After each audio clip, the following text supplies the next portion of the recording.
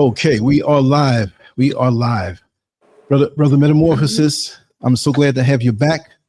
You know, there are battles out here, but the battles that we go through continue to make us strong. And the more that entities and secret societies throw at us, we get stronger and stronger through their amazement. Yes. And I know they would rather have us on their side, but we're not part of any wicked, divisive, demonic agenda. That's right. We're all about being real, and that puts us in the minority, which is fine with me. Thank you once again for being here to share the knowledge, and I'm looking forward to this topic. And we have someone special on. Yes. That we should do is allow to speak as long as she wants. She doesn't realize it, but this is her home too. Yes. Thank you, Brother Neil. Absolutely. Take it away. Okay. Well, as always, brother, I'm glad to be with you on Mondays. It's the highlight of the week. I get a chance to reconnect with you. I told you I watched a little bit about Accra, Ghana last night. And, you know, as always, the Western media, they always want to show us a jacked up side of how, you know, our people live. You know what I mean? But it was beautiful, man. It actually, it looked better than any community that I've seen in America. And so I have to give a shout out. I have to give a shout out today.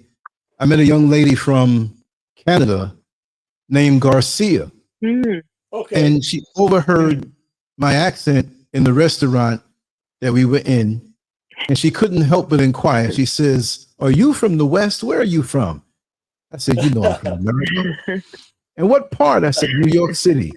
And so we began to talk, and she was so overjoyed to be here. And she said the same things that you said, that she didn't expect it to be the way it was. She saw the nice tourist areas on social media.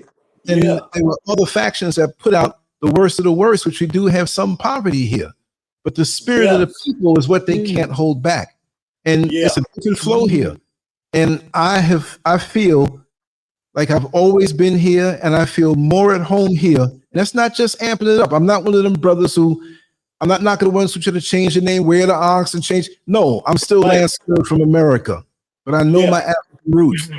See? Man, you can see the electricity there. You can see the energy. Like I looked at the nightlife there in Accra, and they showed a lot of the homes where people live. You know, the way they want to tell everybody running around in a jungle, right? With a spear trying to catch something to eat. But it was, man, mind blowing.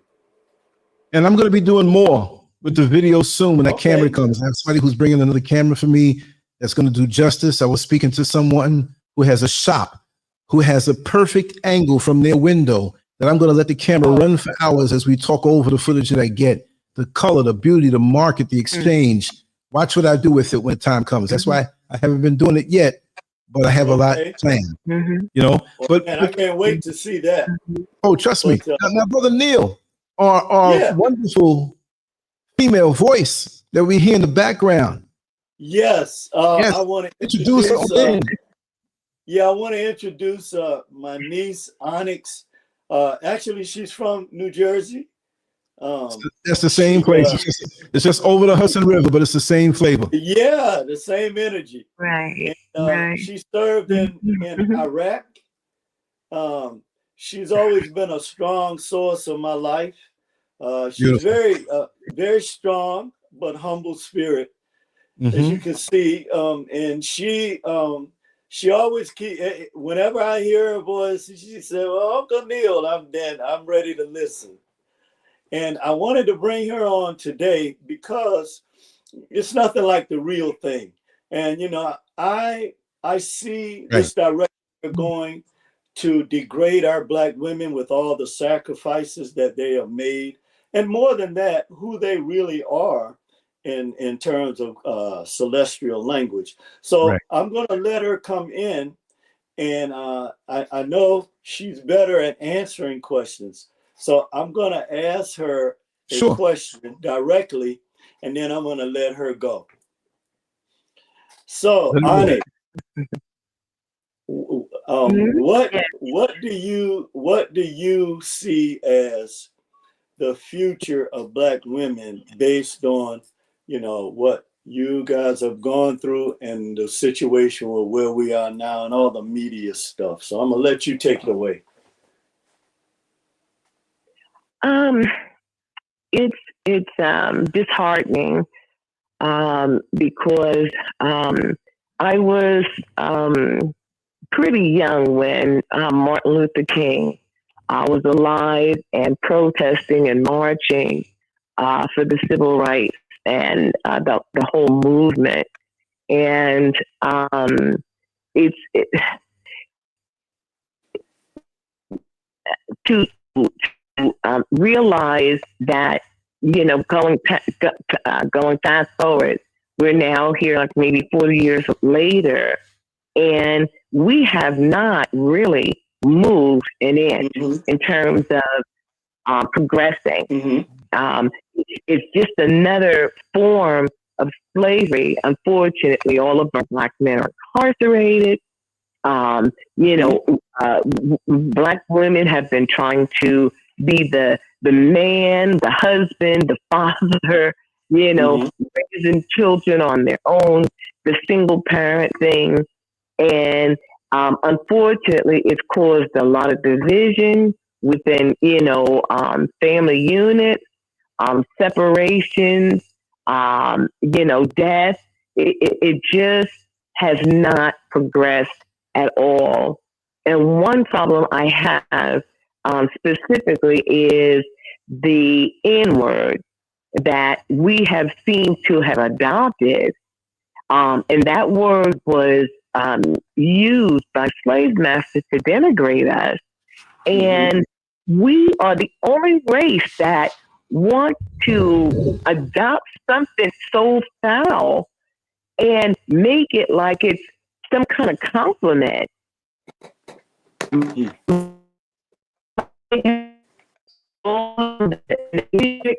they call it music. And just don't understand why we as a race are the only ones. You don't see Italians calling each other my spick, you know, my wetback. You know, I mean, they address each other by their names. You know what I mean? And you don't see Chinese people calling each other chinky and you know, yellow and. No, I cut it already. We're just really in a state where I just don't seem to see that we've made any kind of progress with respect to education, just in every respect, unfortunately. And he would be Dr. Martin Luther King if he saw what was going on today. You know, that would kill him. I mean, you know, he was, but this is just, I just don't see, you know, why we're making this whole word like it's a compliment. And so our children, unfortunately, they don't know a lot about the Black history.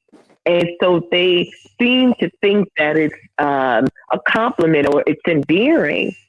And, you know, it's embarrassing. White people will see us calling each other nigger and then the B word. A lot of the women, I mean, in the beauty salons, you know, just in the supermarket, bitch this, bitch that. And it's like, you know, why can't we call each other by our names? You know, why do we have to be so disrespectful? And I don't understand it. I don't see any other race address one another that way. You know? Yes. I mean, it's so I don't see, unfortunately, any kind of progress. It's gotten worse, if anything. Yes. And what do you attribute that to? Why do you think it's gotten worse? Lack of education. Really, a lack of education. you have babies raising babies, and like I said, they're what a high school dropout, so they may go to the ninth grade and pregnant, and they drop out of school. They may point get a GED just so they can get a job, but they adopt all of the slang and the street garbage. That's their education, and and they never rise above it. Mm-hmm. So then their children see the same thing that their mothers saying and doing. Different fathers and the dysfunction. That's something I always say, that we pass down this degenerate garbage to our next generation. And that's what has hurt us probably more than anything else, without making any type of corrections. Yeah, I agree. It's really, really sad. I mean, I work for Child Protective Services for the state of New Jersey. Right. Yeah. And in New York or New Jersey? New Jersey. New Jersey. Okay. I knew. And all I saw, I mean, the mothers were drug addicts and, hospital, give birth to a 3-pound baby with syphilis or, HIV positive. And she won't name the baby, walk right out and leave the infant. And, she's got to go get her next fix. Mm-hmm. And then the hospital calling, Child Protective Services. And, mom has had another baby. And in some cases, they were notoriously known. It was like the grandmother, the granddaughter, the daughter, and it was like generational. Wow. So I want to kind of switch gears because I just wanted to switch gears a minute, and I wanted to ask you, thank you for your military service. We've always been proud of you. And I wanted to ask you, you were telling me that you were in charge of supplying the lines, right? And how I was now we were talking about, so on Lance's show, let me be clear.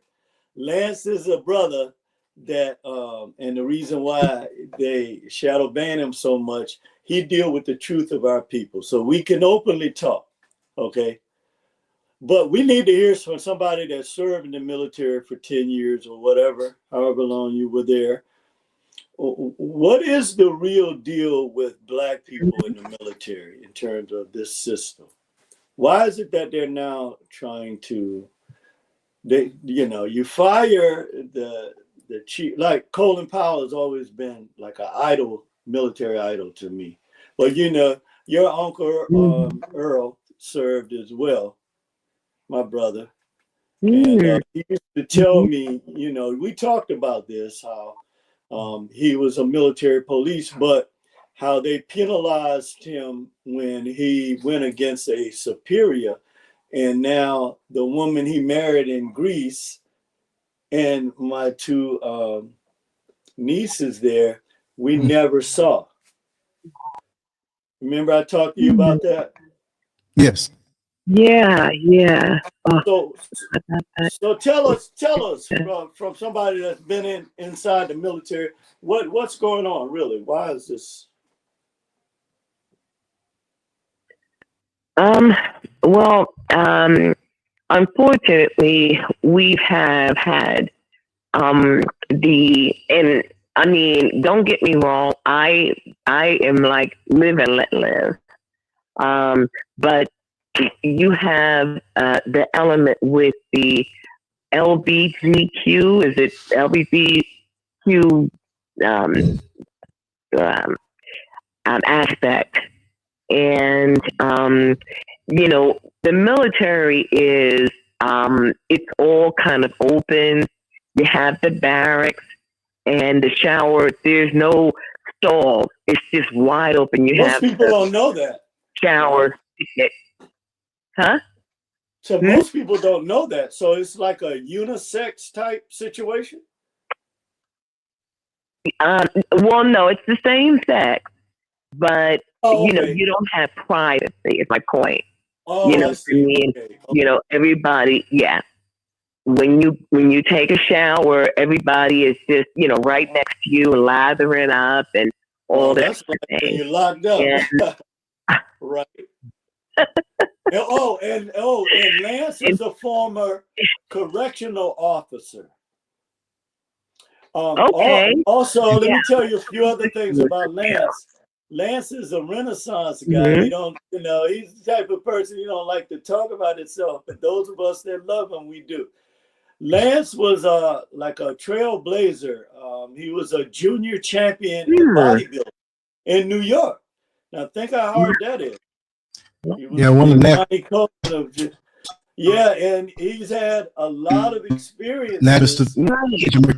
drugs did never took steroids, never took any drugs or anything. It was all natural, and that's documented Wonderful. with photos.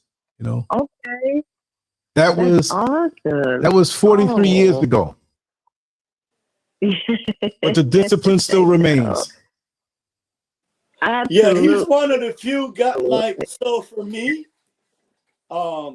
It's like I know that the real creative spirit of the universe loved me because he was the only person that looked at the work of the academy and promoted it.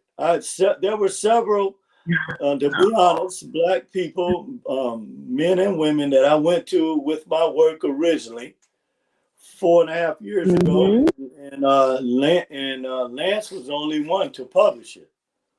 Well, you know why? Because you're the real thing.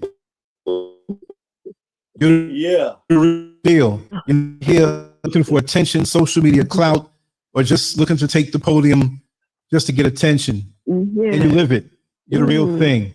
So that the time that we're here online is like the tip of the iceberg from years and years of study and grasping concepts, and not only just grasping it and understanding it within yourself, but you're willing to break it down so other people can understand it from a child to an elderly person. So that's where the work is in. So anything I can do for you is what I'm supposed to do because you're the real thing.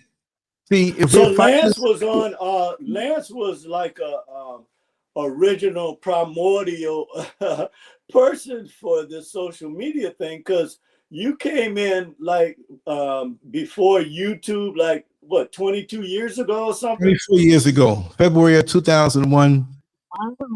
I was already, before YouTube was around, I was on Black Planet. I had like 352,000 subscribers. I had numbers. And they killed his original channel that was the bomb. I mean, yeah. This time last year they killed it. I had about a little under 6,000 videos, and I mean interviews and street videos, but that's not making me stop. You know, so that's just the warm up for the next 25 years. Amen. So now you see where a lot of my energy comes from, right? So going back to the military thing, that was interesting. If you could just like shed some more light on what, because the media, they tell us lies. We know this. But the one thing I always appreciate about you is that whenever I talk to you, and I know this is a different platform where now we're talking where people all over the world can hear this, but you've always been truthful with me about things. And so I just want to share that with people in terms of military experience, and we're going to be quiet for a Black woman. Well,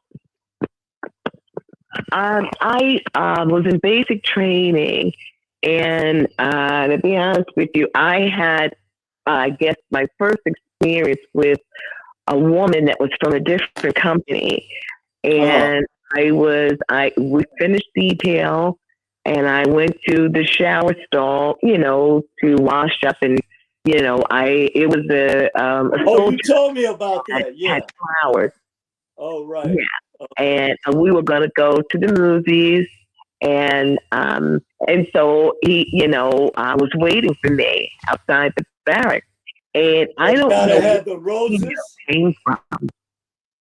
Yeah, he was waiting for me outside the barracks, and we were supposed to go to the movies, just a date, spend some time together, and so I was in the store washing up, and some girl came in there. She was a big, tall woman. She had big afro, and she still had her uniform on. And all of our uniforms, of course, have our names and our rank.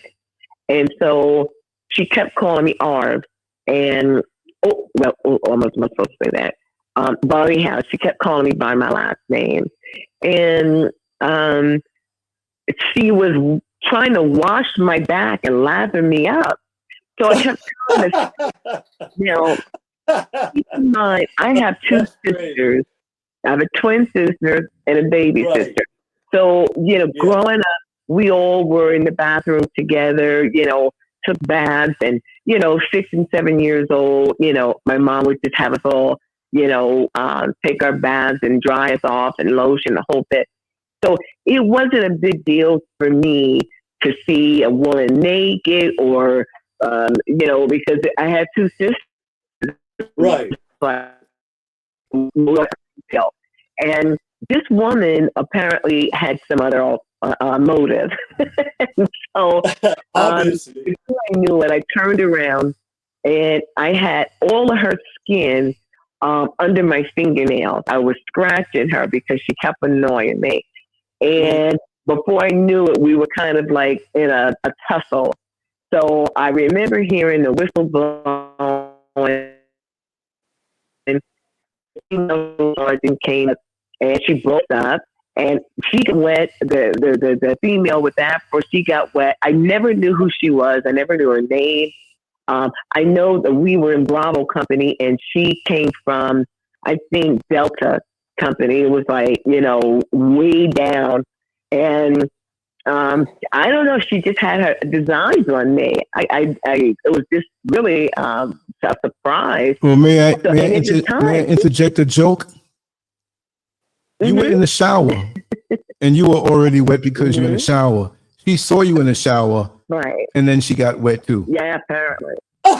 Yeah. Okay, gotcha.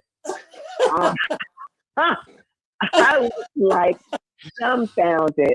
I mean, seriously, it was just, and even then it didn't dawn on me that she was coming on to me. Right. It was like, it took me a long time to realize that she was interested in me in some other way.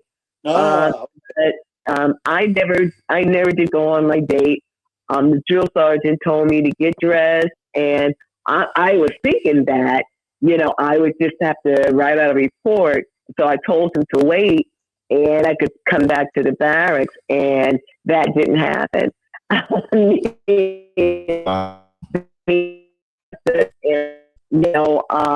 So she wound up, I don't know if she was discharged, but I knew she was transferred to another company, and, I never saw her again. But I had to write up kinds of reports. It was crazy. And so, unfortunately, fast forward, it's a big deal with people who are, interested in each other, women and women and men. And it makes things convenient for them, because there's no privacy. So, they in this bunk together, everybody's sleeping tired from, the workout. But are the women in separate barracks than men, or are they're in close proximity? Oh, yeah. They're in close proximity, but you have a whole female company, and there's no men in there. Okay. And, in basic training, they tell us that, fraternization is a big deal. So even with your drill sergeant, you cannot, flirt with them, or, that's a big deal. So it was like, the guys were, of course,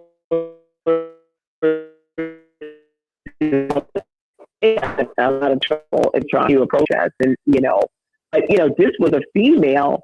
So she came into a female barrack. And so it didn't, it's like, so it's like, yeah, it's kind of overlooked.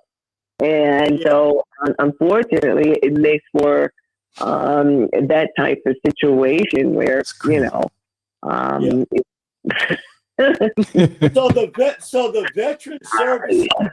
So now we have a situation where because I remember with Earl, you remember before, well, we're not going to go into that, but you know what I'm talking about. The problem was the VA, the services he was getting, it was just not sufficient. Like, so we know that the Defense Department has the largest budget in the United States government, right? But at the same time, is all of the money just going towards weaponry, or we see these guys, most of the homeless that I deal with that's in the street, a lot of them are veterans. I would say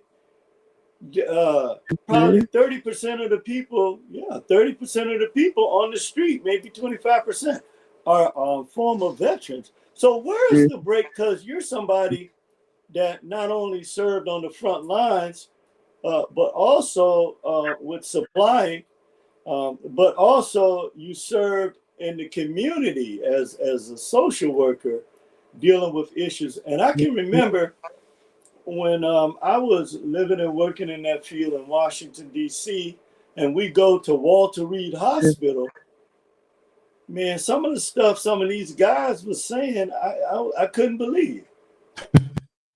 So where is the ball being dropped here, where all these former veterans, I know you guys get the service, that you need when you're smart, you know what it takes. But there are a lot of these guys that, for whatever reason, just like Uncle Earl, got hooked on, drinking or whatever when he came back to society. And there were things that the VA kind of dropped the ball with him, because somebody was like working with him, but like and I can remember the day that Bishop told me, he said, I want somebody to contact the VA because it's gotten worse. And if we don't do something now, then I'm afraid for the worst for him. And I remember contacting, the VA and saying, hey, what's going on with my brother's situation, blah, blah, blah. And they kept giving me the runaround. I never talked to anybody about his case. So what is, why are the veterans that are out here on the street, they always want to say, oh, they on drugs. Hey, let me tell you something. When you're out in the streets, okay, you're going to need something to get you by, okay? Yeah. When you're in an environment like San Francisco or Oakland or New York, New Jersey, any of the major cities, I was watching a show on Kensington in Philadelphia, where it's so my question is, what type of focus should there be on people who have served in the military, and why is it that there's a breakdown today with that? Because we have a lot of sisters that served in the military too, like you. Yeah. One thing I can say is, if you are a service member and you're doing some time, like if you're in the military and you sign up and then you re-enlist more or less, you do 4 years. It's rough on relationship.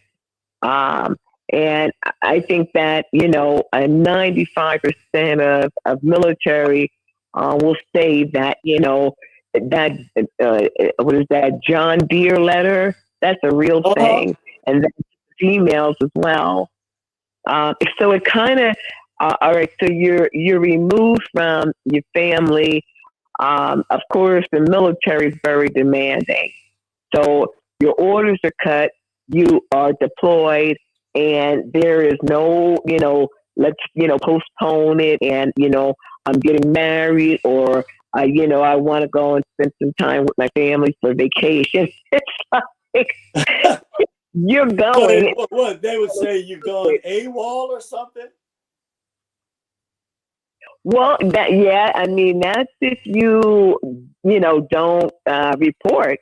Yeah, because a guy I grew up with, he stayed like an extra week for whatever reason. We found out some military police came to his mother's house. They eventually got him and arrested him and took him back wherever. Yeah, that's happened too. They don't do it like that no more. It's not much of that kind of thing any longer. I mean, if you you don't report, you basically are written up. You get an Article 15, and that's if you serve some serious time. If you just went to basic training and say you don't go back for school, Article 15 is like an infraction. Article 15 is like an infraction. Because I know in the prison system, Lance know more about this than me, but I know a little bit about this. You get a DR, and that's like you can incur a disciplinary report in prison and get more time, right, Lance? Right. Wow. That's true. That's true. Yeah. And so, or you just get a dishonorable discharge. They will release you. And so this is where the disconnect comes in, because in some respects, some military people have served, and they wind up not being able to complete their mission, and they get this discharge. And so, the VA may help them out, and so say if they are suffering from seizures or depression, they'll give them, psychotropic medication. And then in a lot of respects, then it's unfortunate, but beer and alcohol is very prevalent within the military system. Like if you're deployed, they have the cigarettes, and they have the chocolate, and the MREs, and they have beer, cases and cases of it for the troops. And then and it's flown in, and then the aircraft leaves. And this is basically all the branches. So it's kind of up to you to decide if you want to indulge and, do that. And then unfortunately, it's habit forming. Remember I was telling you when I went to the NCO club with a guy I grew up with, and I reconnected with him, and we used to go on the base and play basketball, whatever. But I could not believe when I went to that club that night on base, the amount of alcohol that our troops were drinking. And I asked him straight out, I was like, bro, what is this normal in the military? He was like, oh yeah, this is normal right here. Yeah. And they got their own places, commissary, where they go and buy all the liquor. And I'm like, I'm looking at the men and the women, and they drinking straight, hard, heat. They drinking, all kind of stuff. And I'm like, wow. When I used to work in the jail and in the prison, I remember the military guys, the ex-military guys, because there's a lot of them that as a civilian job, they would get into law enforcement. And I remember there were a few guys who were talking in a funny way how when it was time to get on the line in the morning time, and how many of them were straight drunk. And the biggest thing was that they had to act as though they were alert, but they were up all night, tired, nodding out, stumbling on the line. When the drill sergeant came by, that, you know, they didn't get busted because they were wasted for being up all night. Yes. Wow.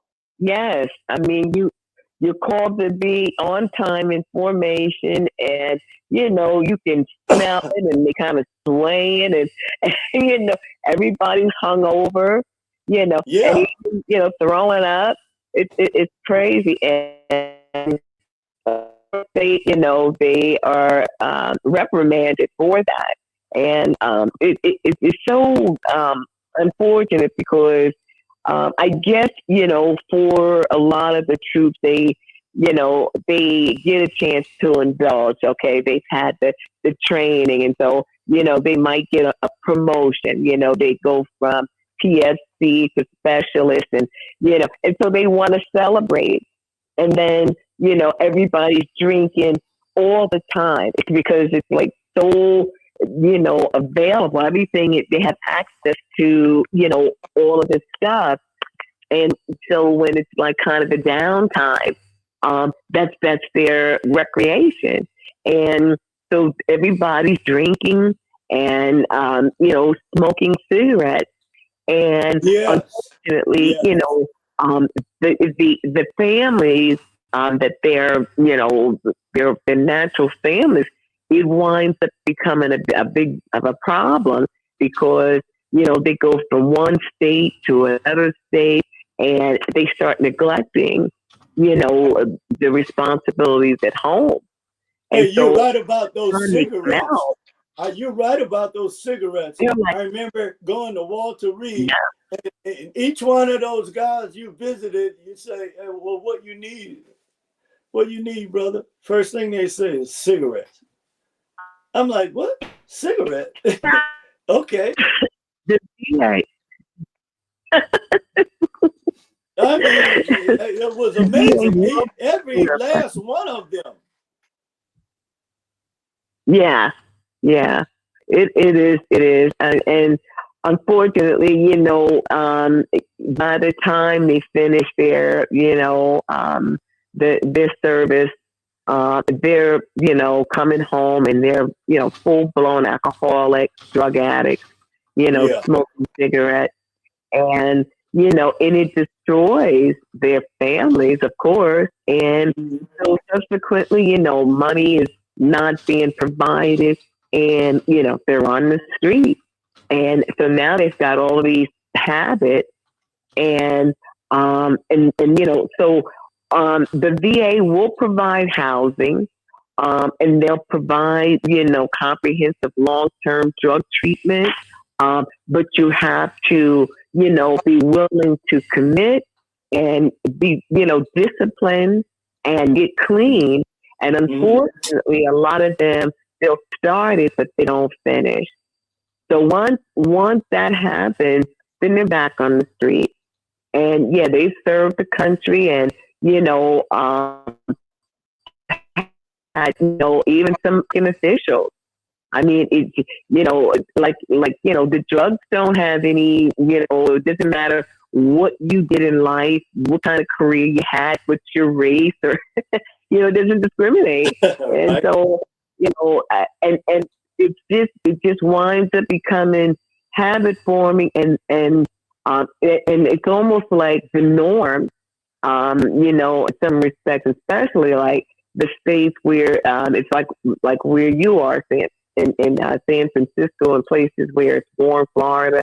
I mean, they get to pretty much live in a tent, and the army training or the military training teaches them how to survive in a wartime situation. So they don't care about, at some point, sleeping on grass or living in a tent, and that's their life.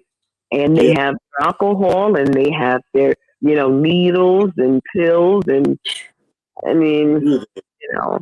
It's more needles than anything else. Yeah. So I have one last question for you. Yeah. I have one last question for you. You've been great. That applies to the women too. Yeah. Oh no, absolutely. Right. To everybody. It's more men, unfortunately. But I have a question for you. That's very, very important. Everything you shared that these guys would get drunk and go into the city and drink off base and run into these women, depending on where they were stationed.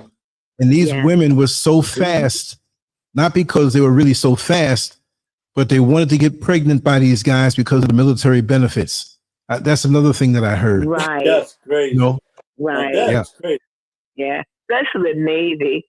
They would be right there at the port waiting for them to get off the ship and flirting and, pulling their skirt up or, showing cleavage. And, these guys haven't been around a woman, in months, out there on the sea or whatever. Wow. So unfortunately, it works. Yeah. It's very, very successful. They're very successful at it. And a lot of these guys are married. Seduction. Sometimes, yeah.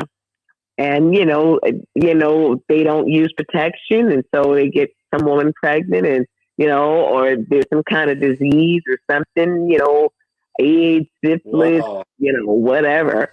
And they take it home and, so it's a real thing, unfortunately. And it's, the woman's waiting at home and, the letters stop coming and the... Oh, boy. Yeah, that's kind of... Oh, man. Slap in the face from afar. It's rough. Mm-hmm. So most of the time, I would say how, you have successful relationships is usually when both, partners are in the military, simultaneously, and those relationships usually are more successful than, civilian and then military, and they're deployed all the time.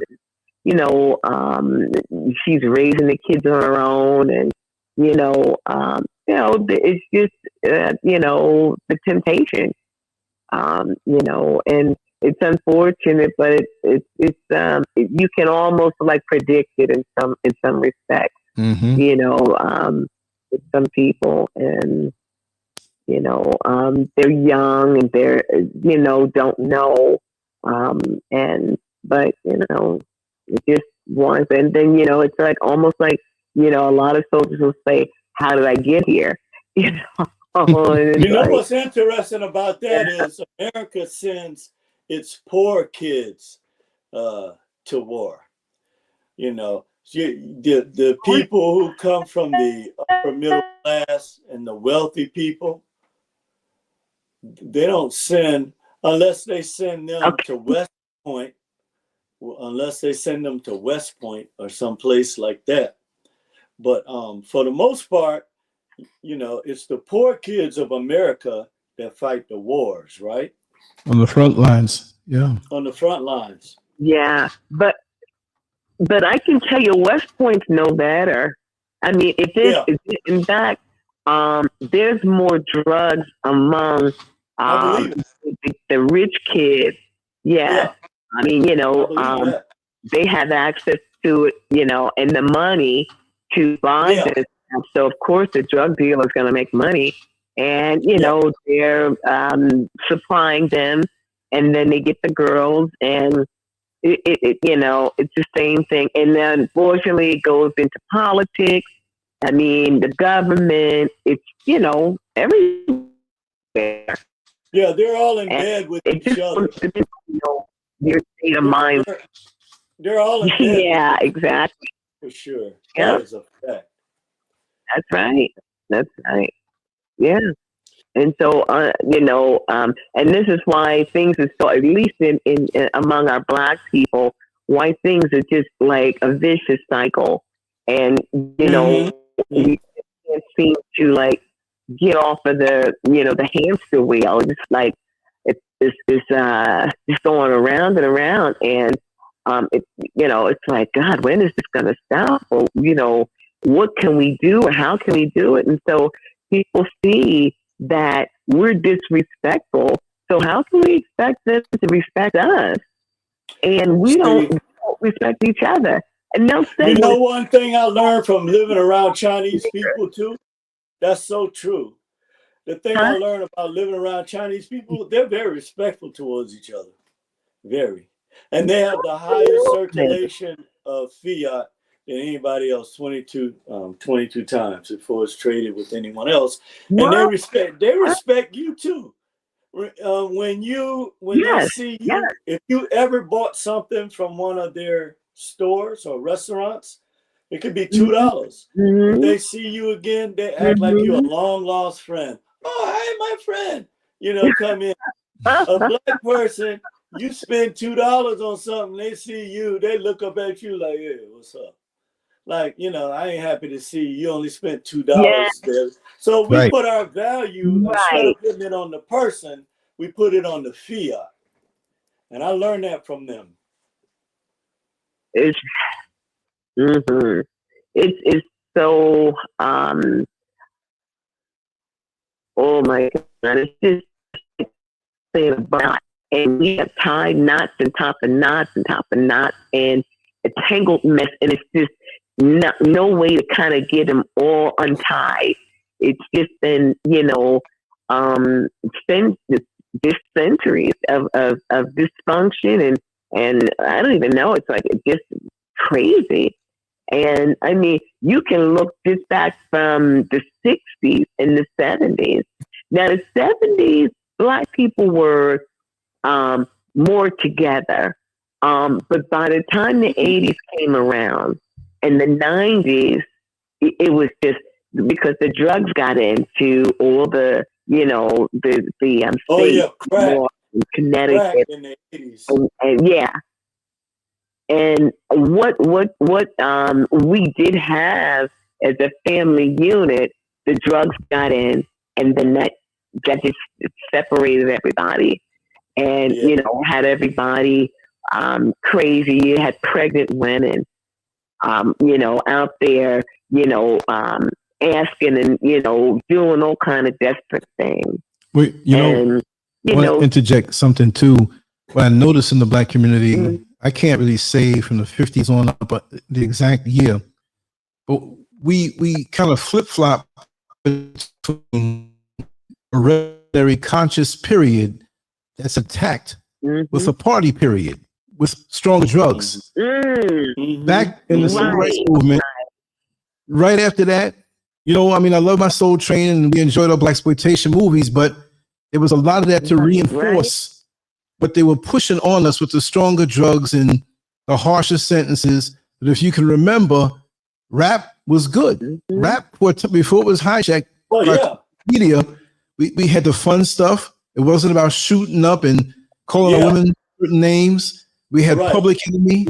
We had groups that taught things. And when we became more revolutionary in our thinking and how we are, crack increased.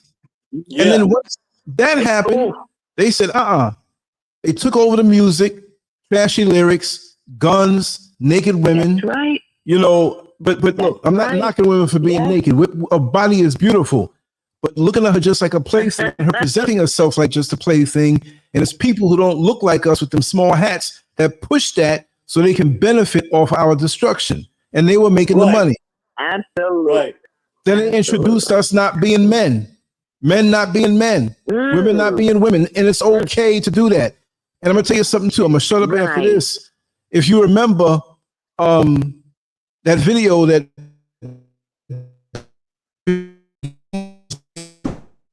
looked like a woman in the bathroom in a urinal, but she had a dress, right?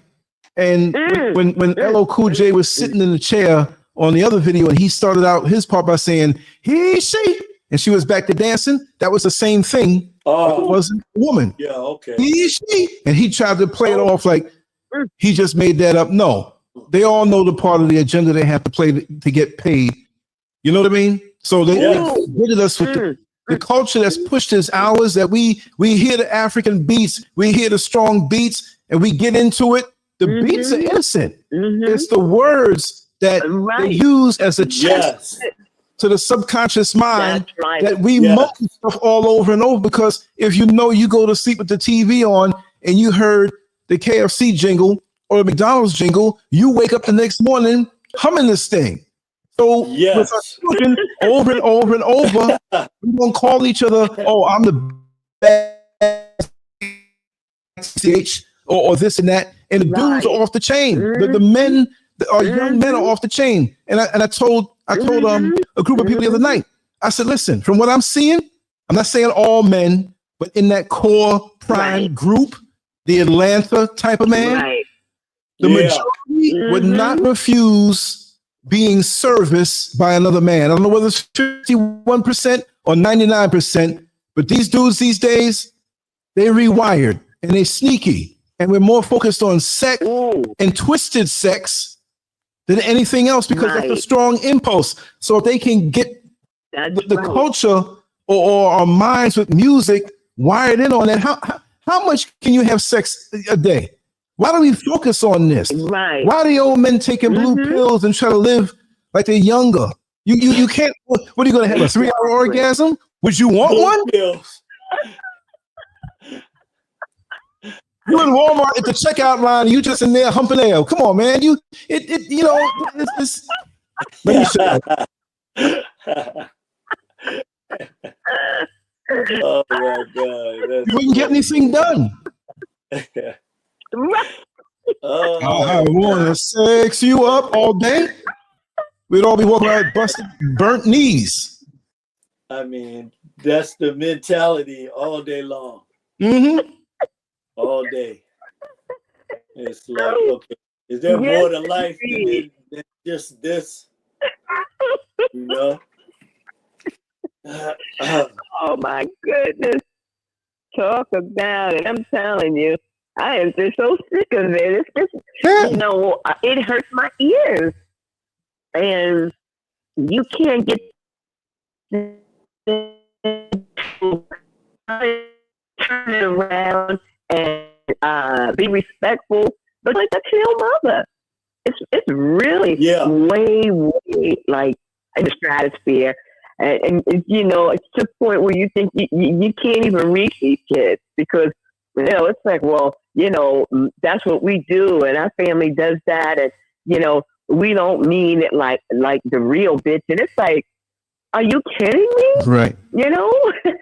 Bitch is a 4-legged animal. Exactly.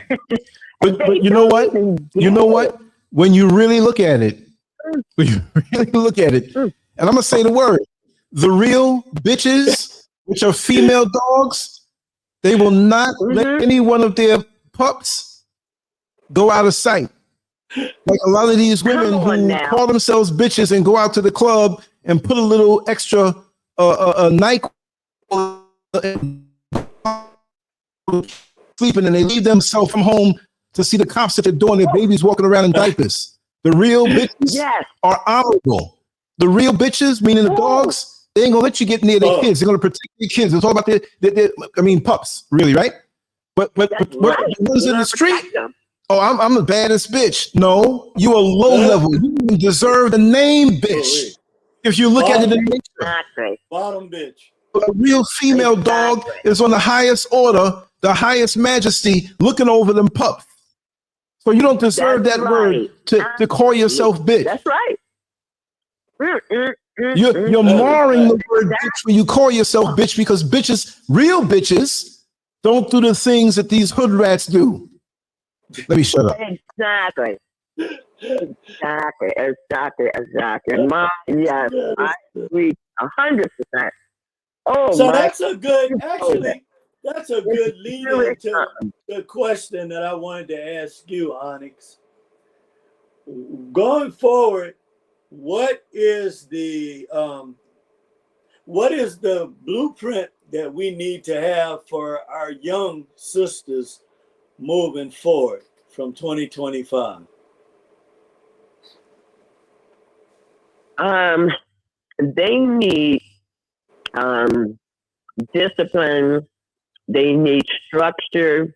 I'm glad you didn't say they need Jesus. No, I mean, Jesus. That's good, but yeah, just you a joke. And education, and that's what is lacking, because everybody's doing what they want to do. You have these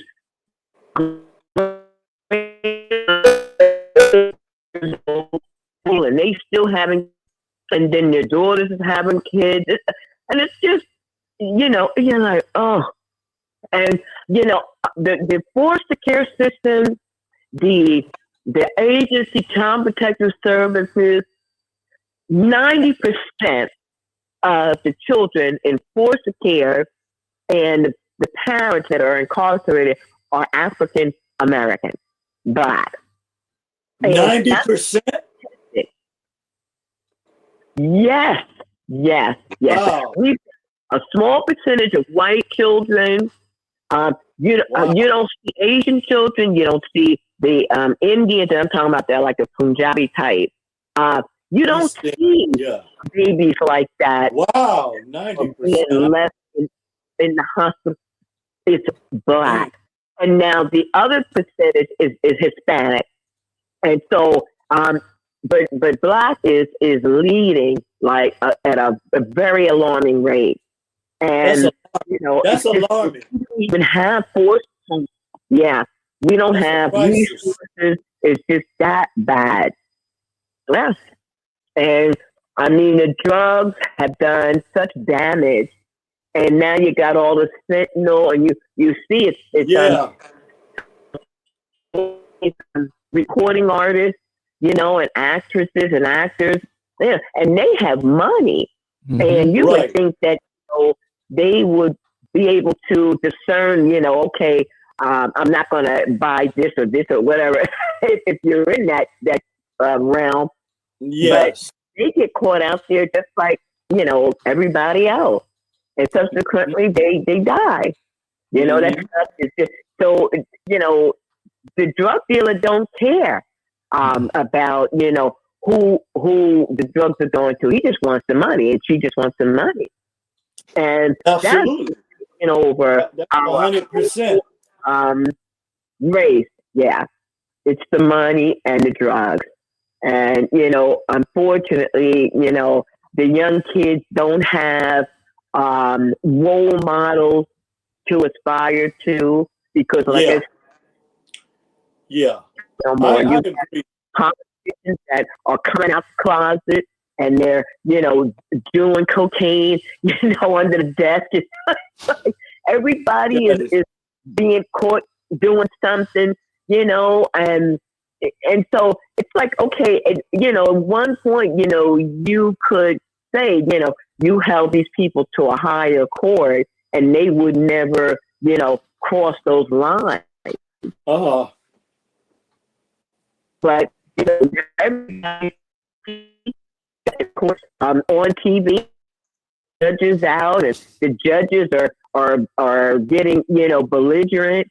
It's just, everybody is just, and it's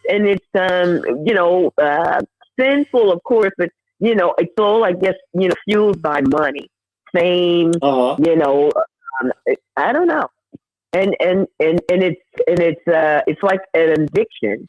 They get on the TV and, they get that, 15-minute spotlight or whatever. And, and then all of these women are doing all these things to their bodies.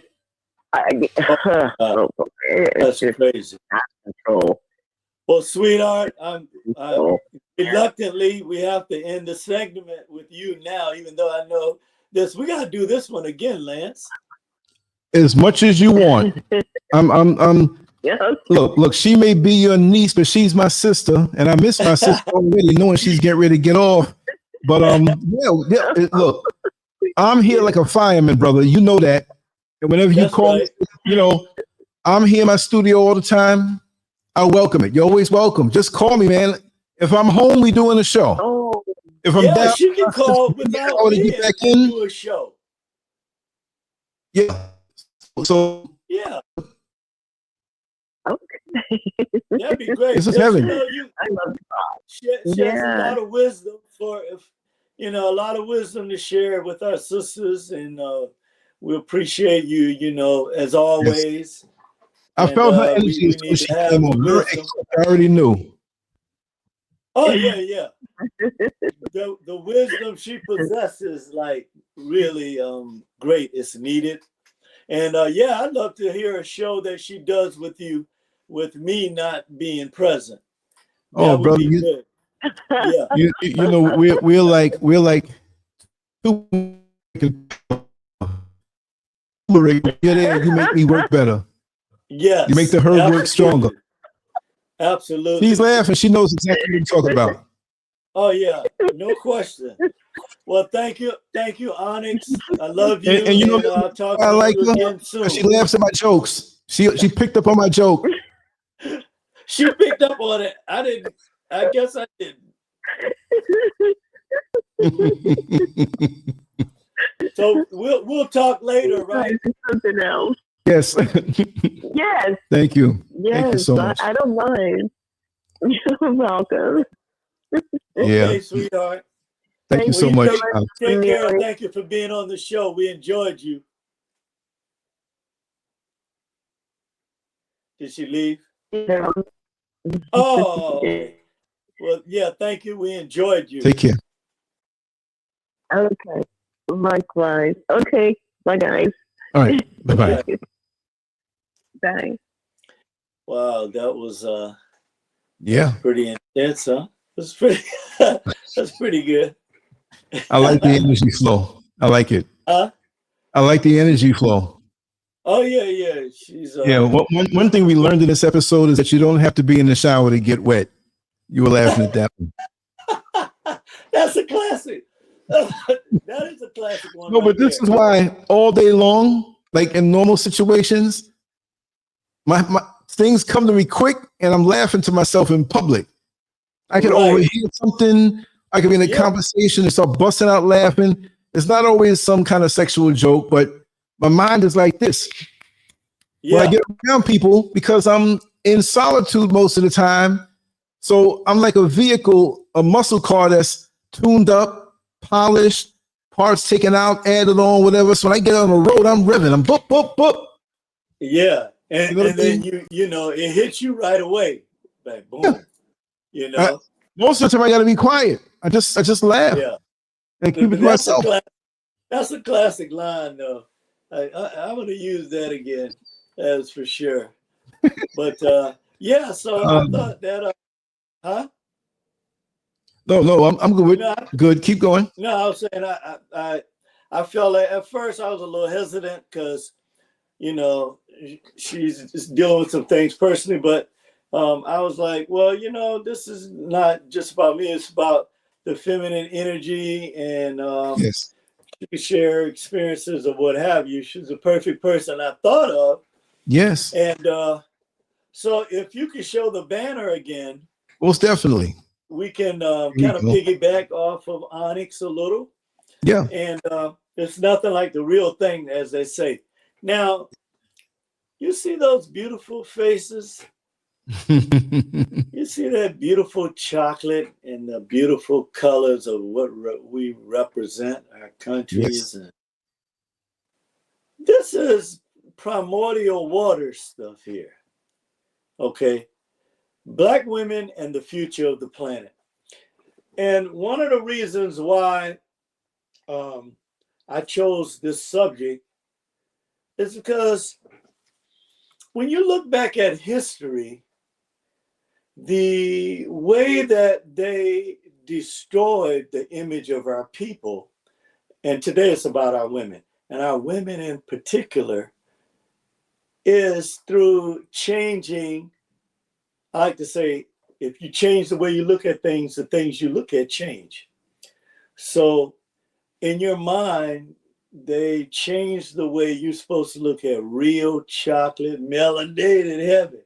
You know what I'm saying? This is it right here. Okay, and we're going to talk about, okay, brother, thank you. Yes. We're going to talk about why it was necessary to erase what you just saw and what you just heard from my niece Onyx. That power there is the greatest power on the planet. Okay, and we're going to cover this today. First of all, let's go into the terminology primordial waters or original concepts. Because see, too many times, again, we're living by the narratives of other people who got their original knowledge from the coming forth by day or coming forth by light. Okay. You can go, because I've done it. You can go through every chapter of the Bible and you can see where this was literally taken from the concepts of our people. So let's go back to the beginning when it was just us. We're talking about the dark waters. And this is a definition I gave for the primordial waters. You're talking about the dark waters that the planet was born from, the cosmic ocean. Now, let me say that again. The dark waters that the planet was born from, or the cosmic ocean. And who's in this cosmic ocean? We're getting ready to find out. All humans, regardless of race, which is just a social construct, okay, there's only one race, okay,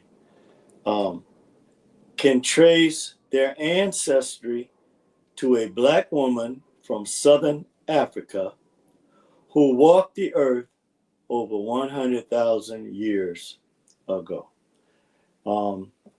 It's interesting that Graham Hancock, the prominent archaeologist who they disassociated him from the scientific community because he said there was evidence that black people, the Olmecs, were here in Turtle Island for 100,000 years.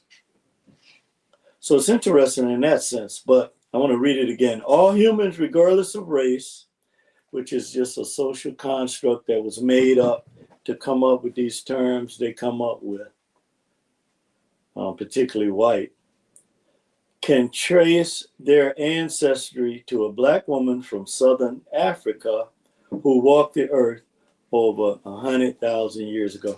And that's very significant as we move into this topic and get the picture of this original concept of our ancestors in antiquity that set the foundation of this ideology that has been carried down throughout time.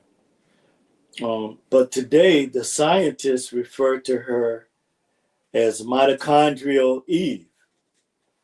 Now, before I read this second part, I want our sisters to pause and really understand and comprehend who you are.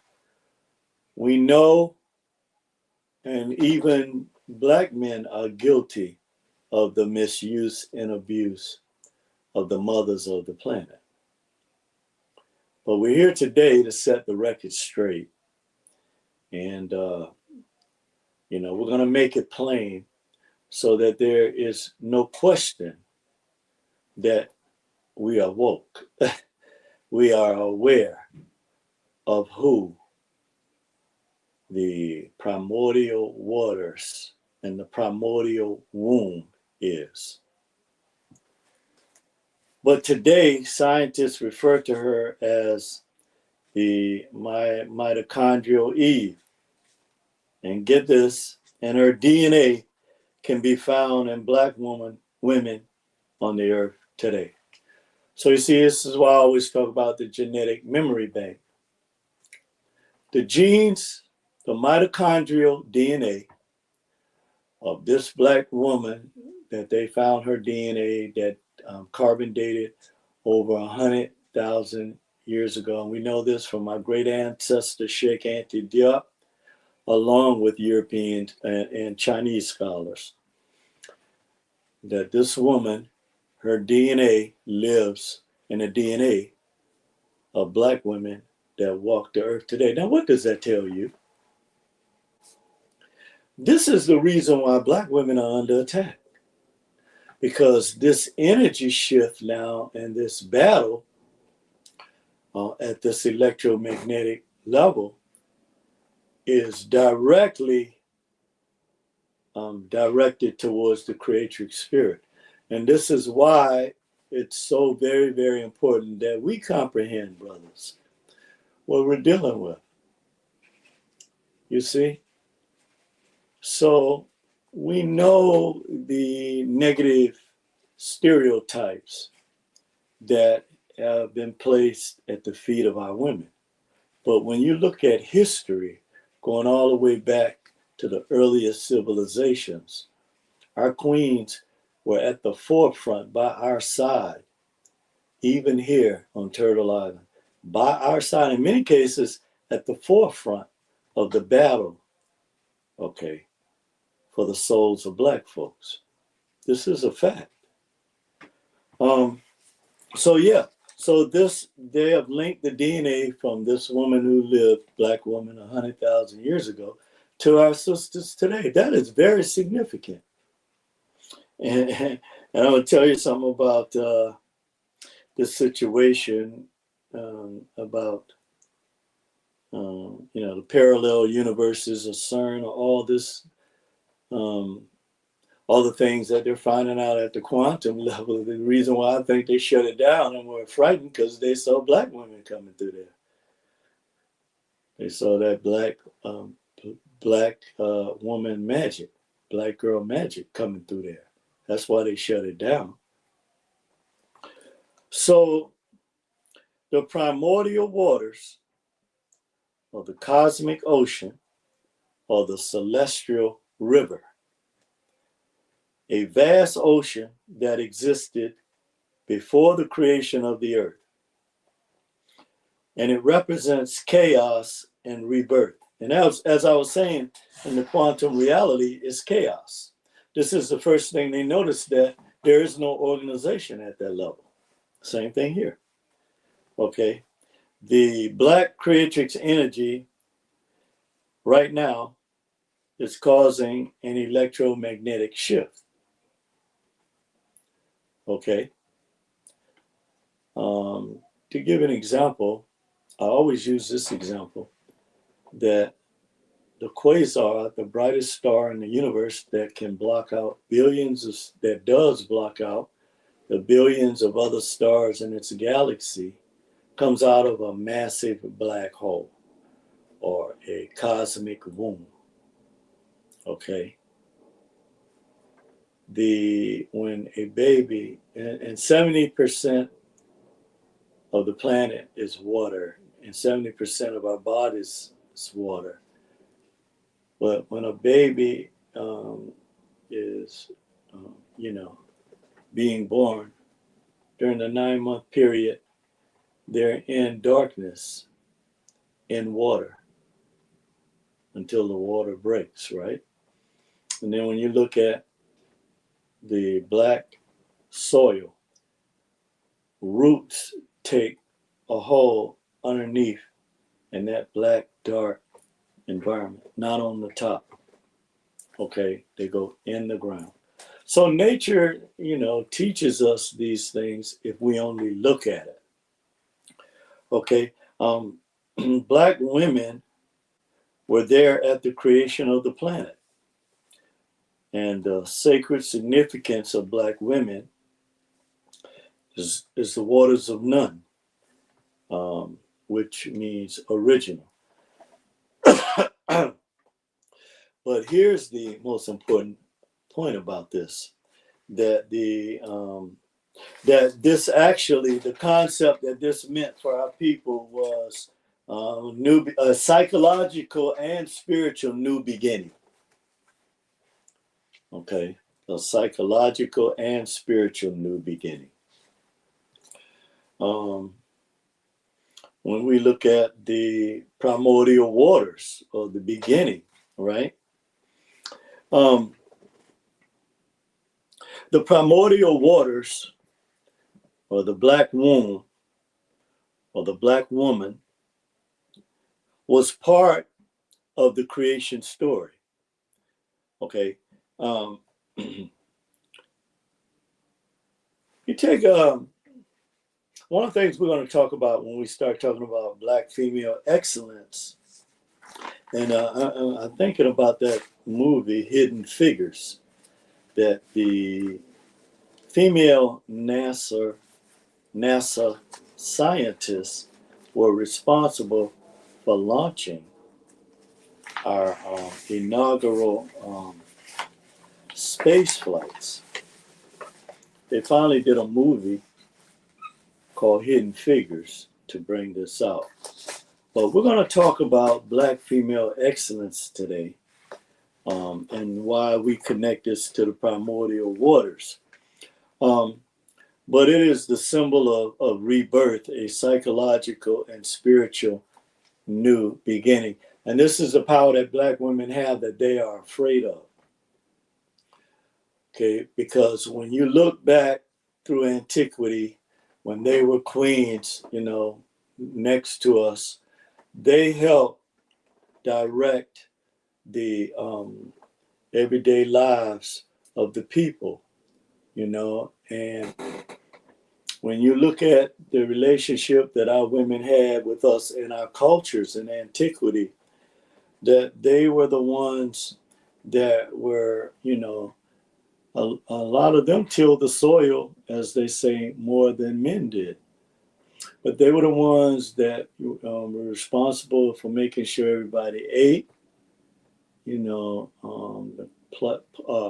planting and harvesting, a significant amount of, you know, taking care and raising the young, not just black young, but white young too in this country.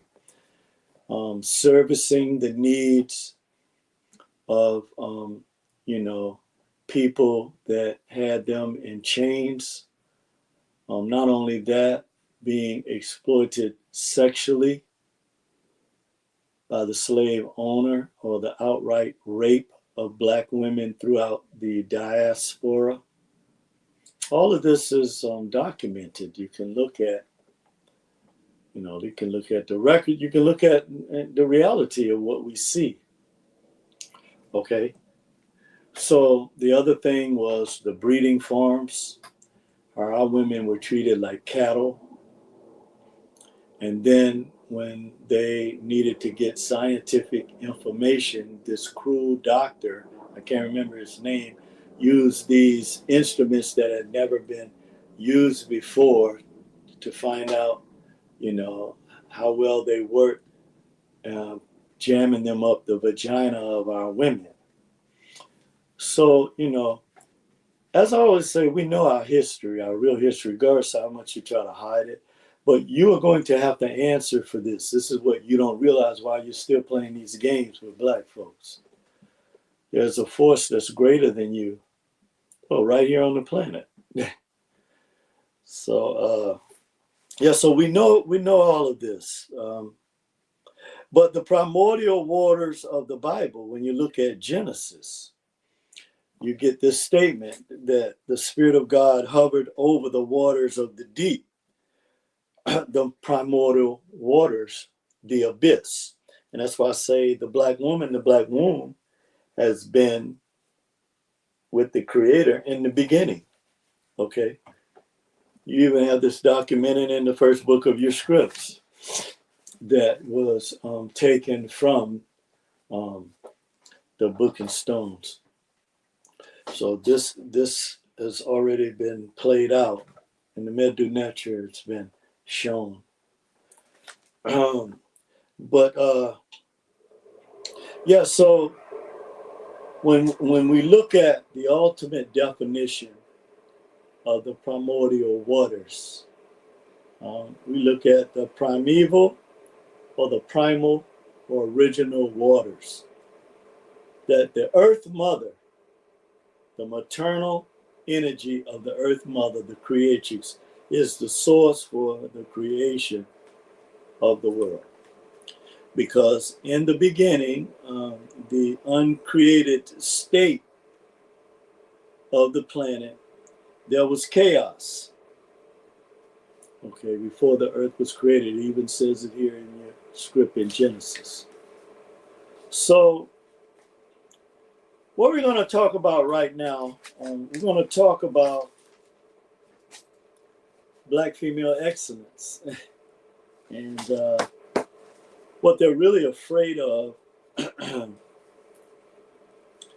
And I want to talk about probably 7 or 8, maybe 7 female inventors, Black female inventors here on Turtle Island that is going to actually put a hole in their story about the image that they project. But see, they know this already. And they have a legitimate fear of our sisters. They know this already. This is why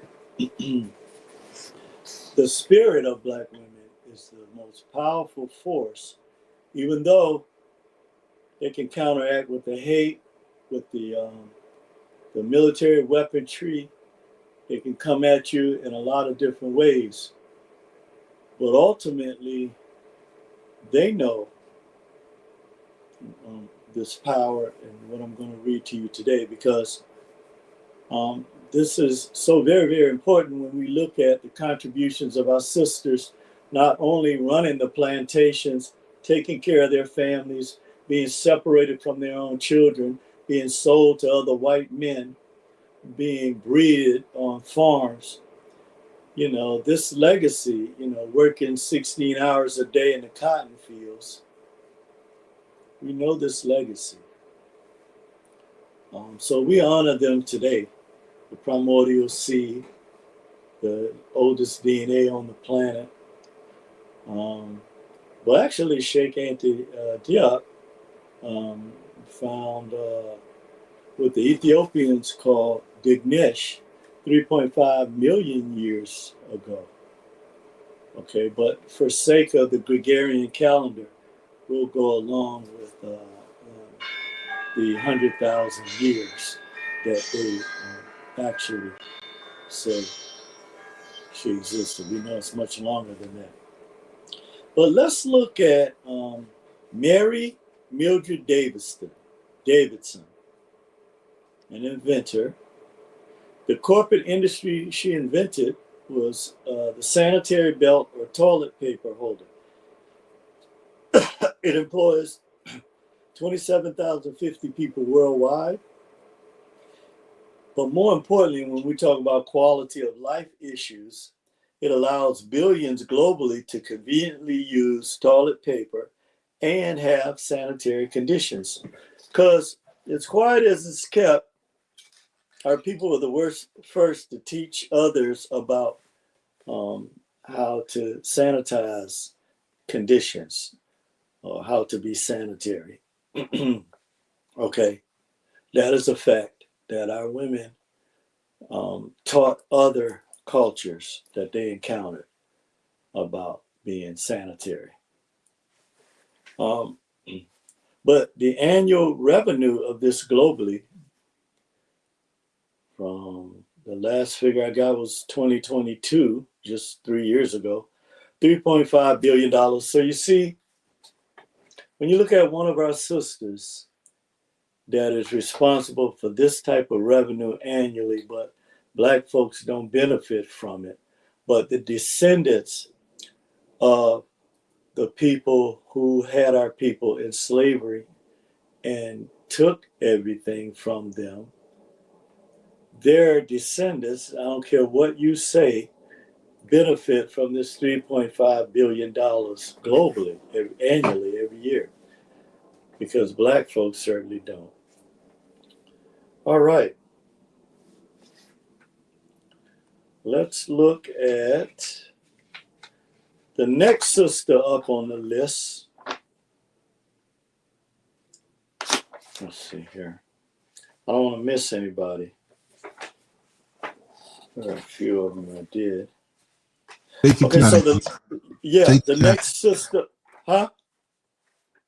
I said, take your time. Take your time. Okay. Okay, the next sister up on the list, one of my all-time favorites. This sister right here is so very important to the world. You know, when you look at these people like Elon Musk and what's the other one? Zuckerberg, that look like a robot, and Jeff Bezos and all of them. Let me tell you something. Without this sister right here, she was actually responsible for the solar business as well. She, and in fact, she went to MIT, where the installers I worked for in Southern California, these two brothers, they went to MIT, and they came up. They invented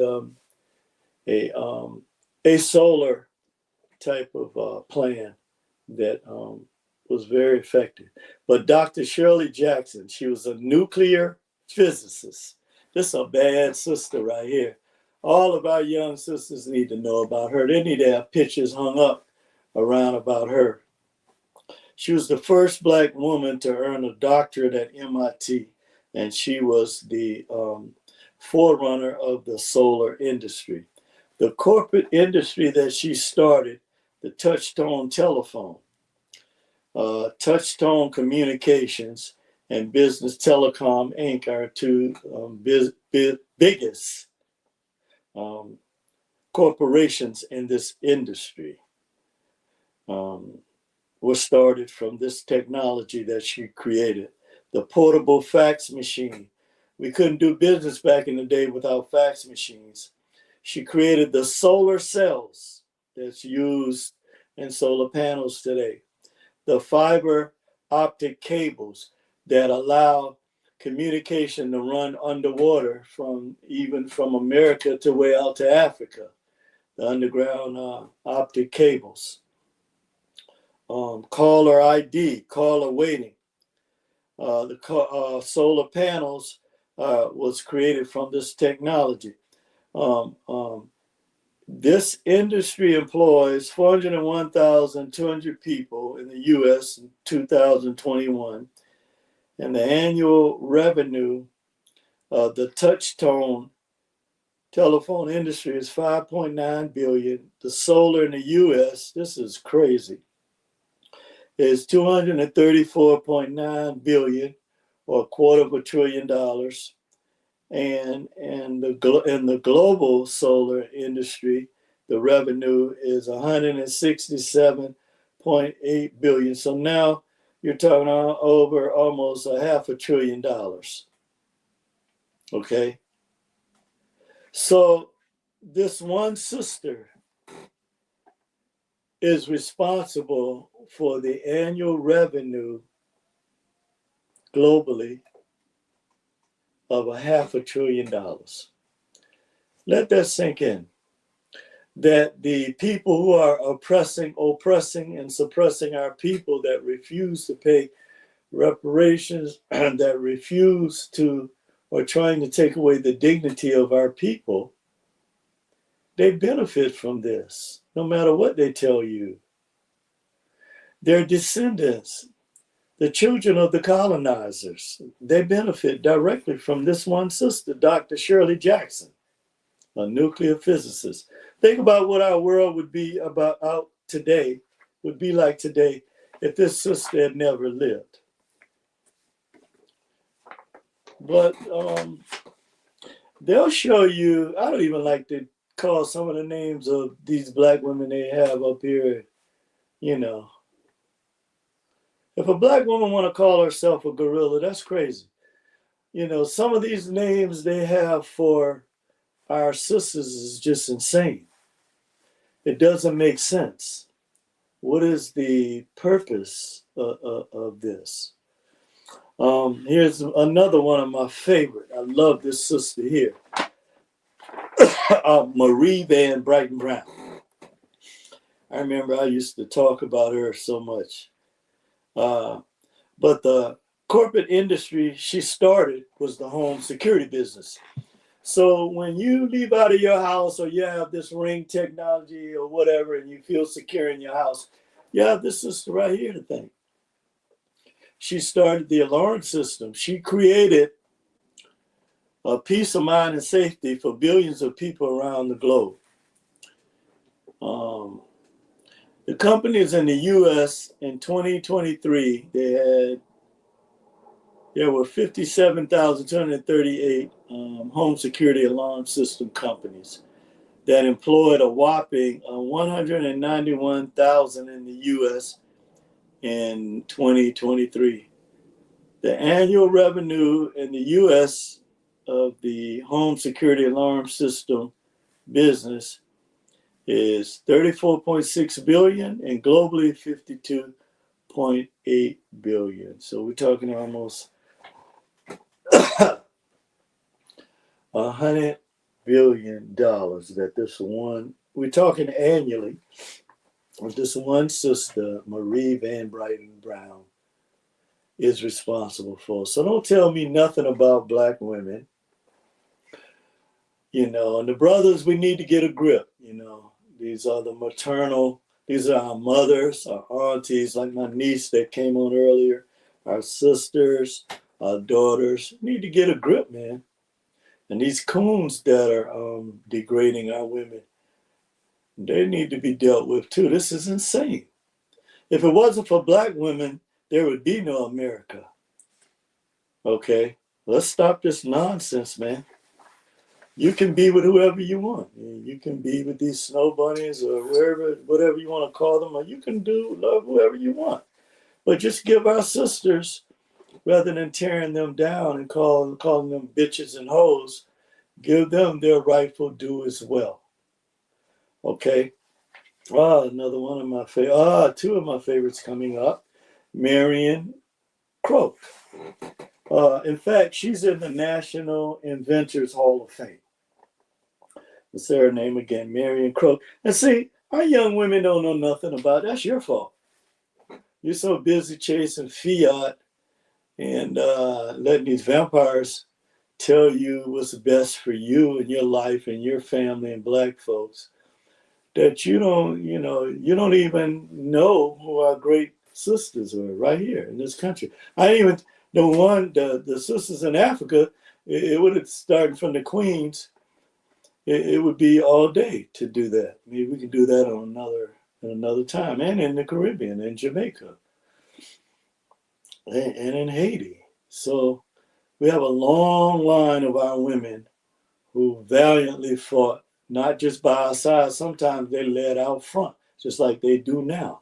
So let's stop this craziness, okay? When you're trying to appease these vampires by putting down our sisters, we're not going to stand for it. But Marion Crook in the National Inventors Hall of Fame, the corporate industry she started was the voice-over technology. There are, thousands of subsidiaries from this industry, and it affects the revenue in advertising, gaming, broadcasting, education, and financial services.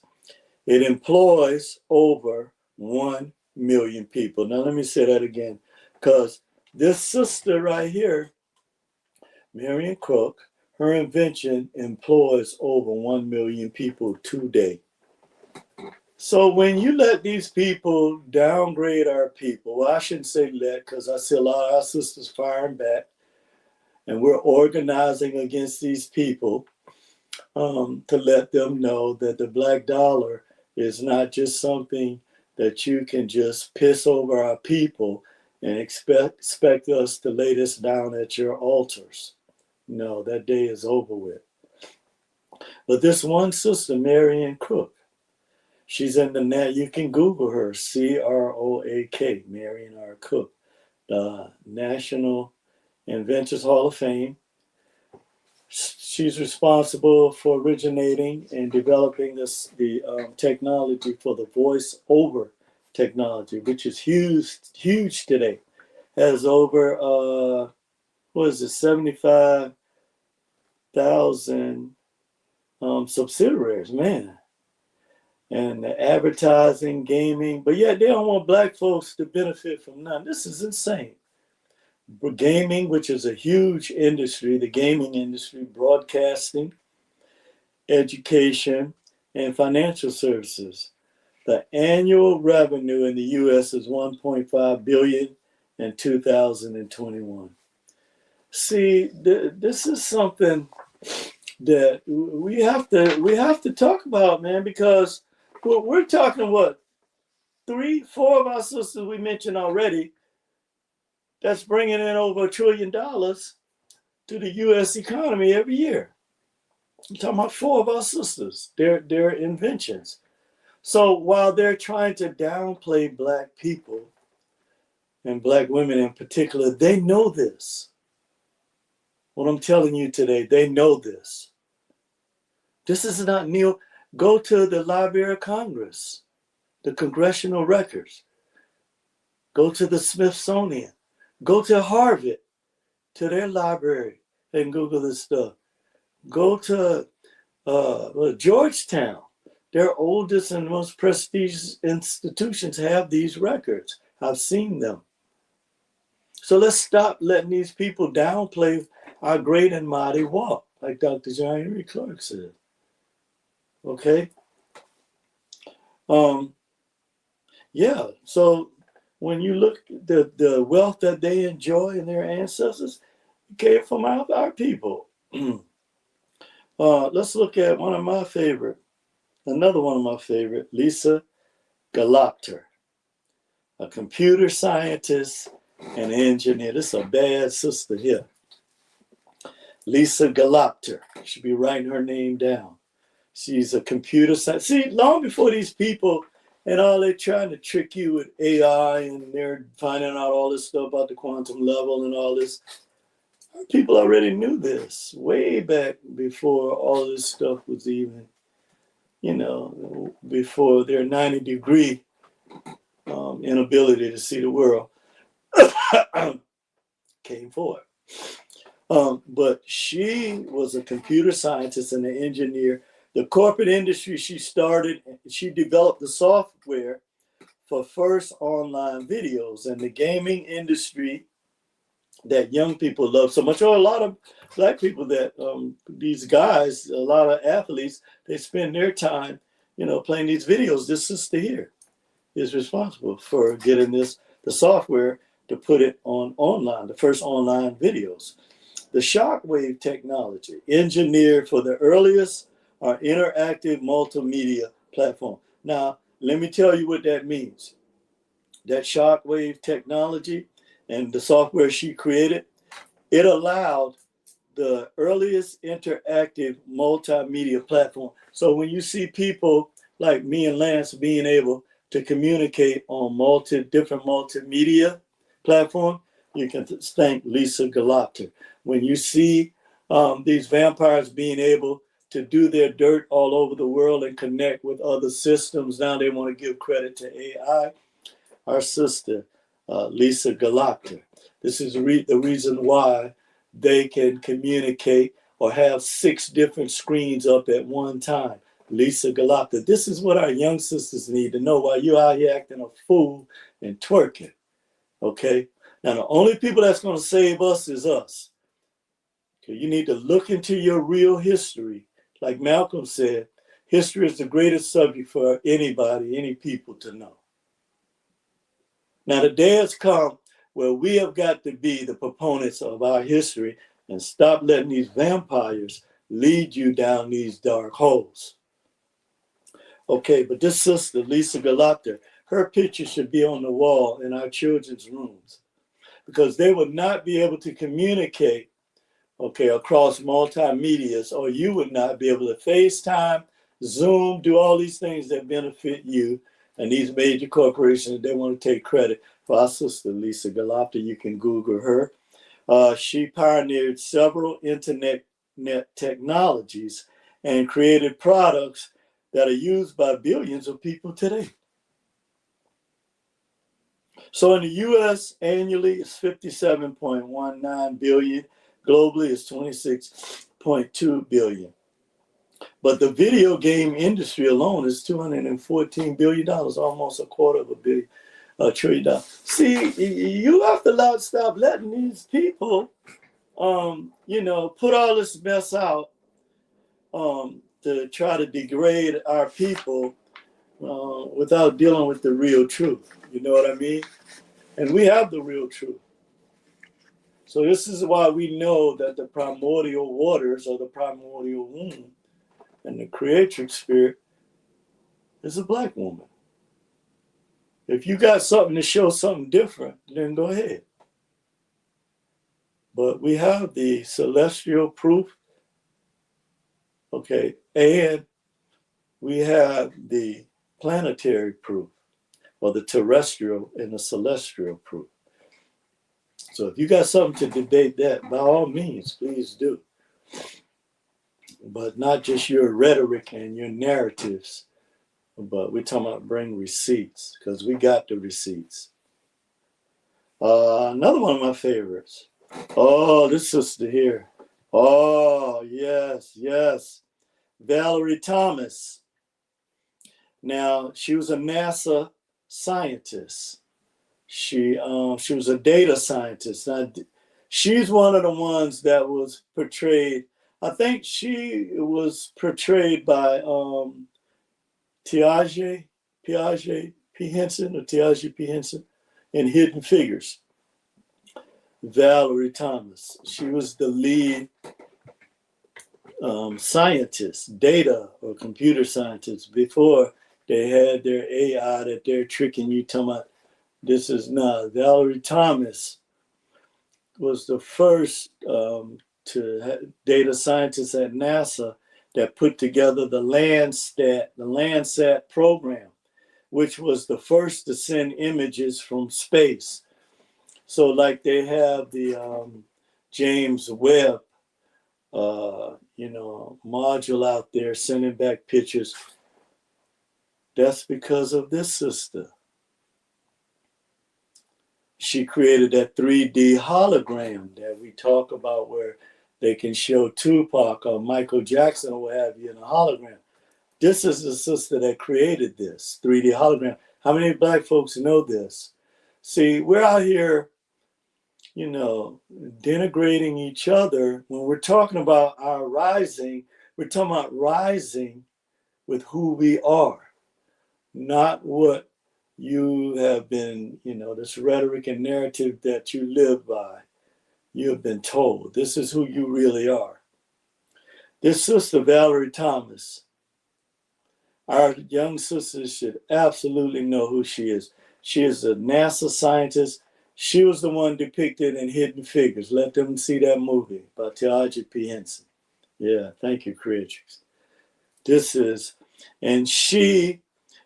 Landsat program, NASA would have never been able to have no telescopes going in space to send back images. This was the first time this was done. But the corporate industry that was created was the 3D hologram. And this invented a way to transmit three-dimensional images or holograms that appear to be real. So you see that? Or like you like to say, Lance, see that? But they ain't gonna tell you this. They're not gonna tell you this. All of this, like they said, Hidden Figures, all of this is hidden. But she also developed a computer network that connected research stations of scientists from around the world to improve scientific collaboration. Now you tell me how they could be doing any of their wicked evilness. Even for them to do any of this, they still had to go through a Black woman to have this ability. And see, they know this. This is why they're so angry and why they spew their hate. Is because Valerie Thomas developed a computer network that connected research stations of scientists from around the world in real time.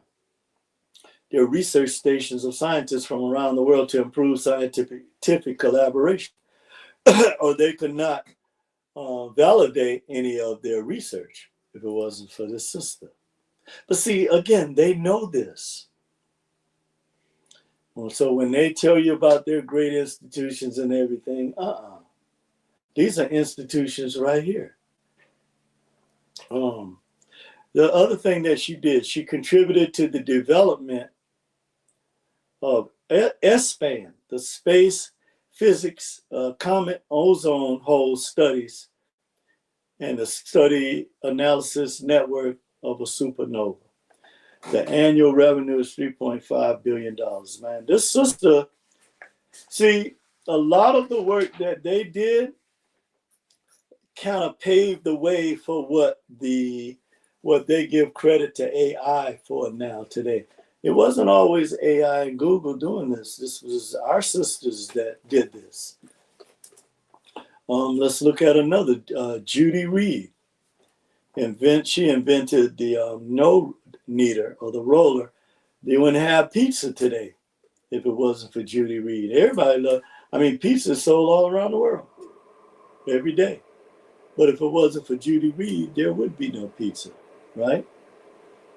At least there would be no way to roll it and make it into what it is now. But she was the first Black female to receive a patent in the U.S. This is very important. In 1880, patent number 305474. And the corporate industry she started was the dough kneader and roller. Judy Reed is a name that should be taught to our young people, our young sisters. She was the first Black woman to receive a patent in the U.S. Now, the first Black male, I believe, was, why am I drawing a blank with him? Yeah. But anyway, she was the first Black female to receive a patent number 305474. And your pizza lovers have this sister's thing. Annual revenue is $7 million. Moving down a couple more. Sarah Boone, 1832 to 1904, inventor. The industry she started in 1892 was the ironing board. She was a dressmaker, and the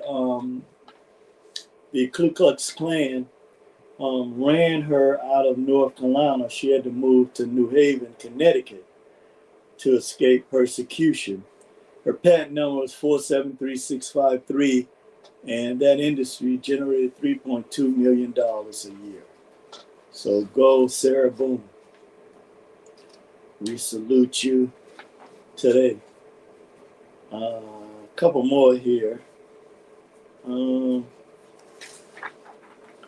Let's see here.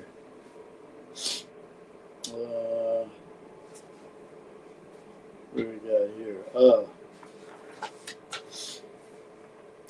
Yeah, so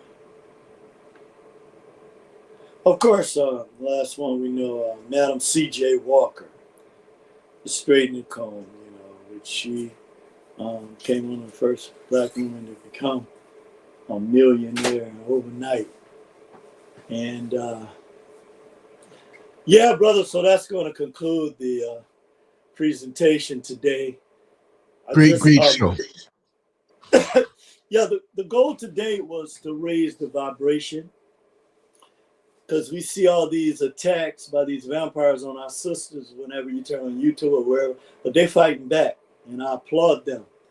And they're leading the fight, as always. When you look back through our history, our sisters have cried for us. They even died for us.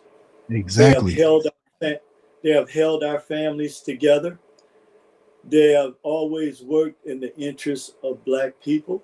Mm-hmm. I don't care what you say. Our sisters have endured the stripes on their back, and they deserve to be honored today, because they are the true mothers, the maternal mothers of civilization. Yeah. That's right. That's right, brother. Yeah. I couldn't have said it better myself. and for your niece Onyx to come on and share her perspectives. I know she has so much more. Oh yeah. Please know she's much appreciated, just as much as the sisters who are watching now, and who will watch this, and we'll make every day a day of appreciation.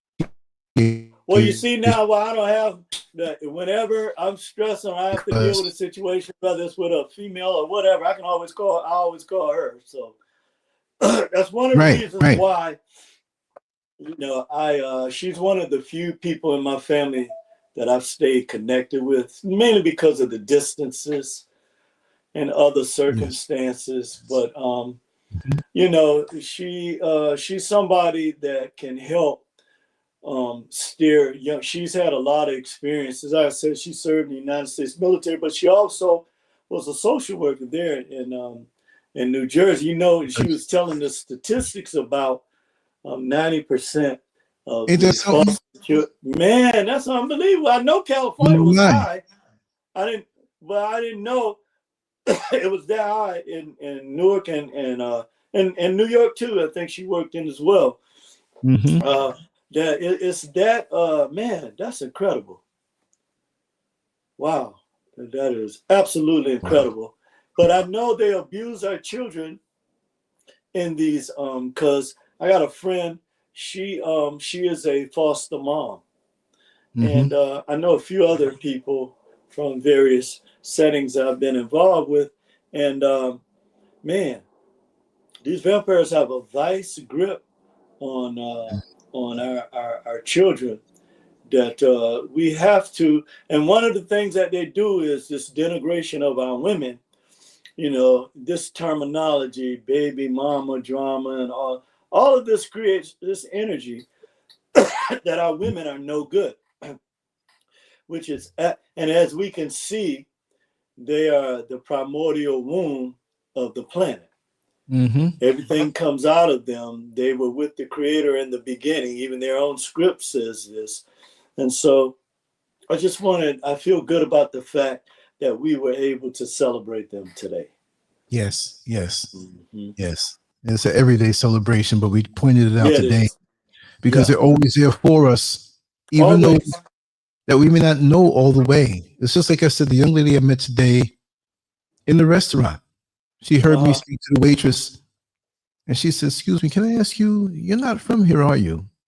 And the way she said that, I said, "You're not from here either. Where are you from?" You know, we had a wonderful conversation, and we previously switched numbers because she was visiting for 3 weeks, and today's her last night. She was telling me her experiences, and she's half my age, very mature.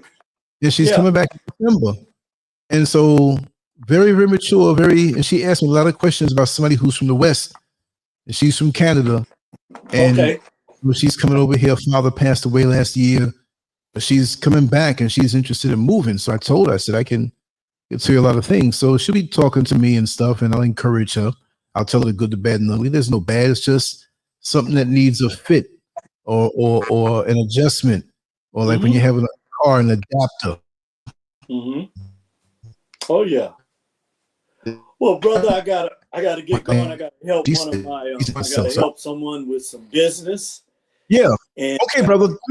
Yeah, do your thing, brother. Next week. Sir. But we'll communicate during the week. Yeah. All right. Absolutely. Much love, brother. Much love and respect. Much love. Okay. All right. Peace. Wonderful show. Wonderful presentation. This will be up on YouTube when the strike is over. And next week, you know, they're always coming at me.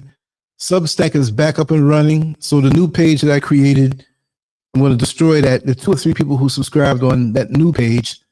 But as you can see, if you're there, I've been posting. We worked it out, but I'm still going to direct everything to the site. So I'm going to keep both, and we're going to keep Substack for the capabilities of building the community, but we always have to have our own. So we're back on there. I'll be posting there, and tomorrow we'll be back normal. And this show will be put up there after I download it, and everything's going to move on. But I'm going to do videos and give instruction on how to keep up with everything. It'll be very simple. There's always obstacles, but I worked it out, and I have to set it up tomorrow where I'll explain what to do, how to support as far as sharing the links and suggesting titles. you know, of things that you want us to talk about, because it's more so about the community, you know. So that's what we're gonna do. So anyway, much love to you all. Take care. Wonderful show. Thanks again, Sister Onyx. You know, after the fact, you're gone right now, but you listen to this, and I want to thank you. And like I said, we joked, we spoke truth, we have fun, and that's what it's all about. Much love to you all. Take care.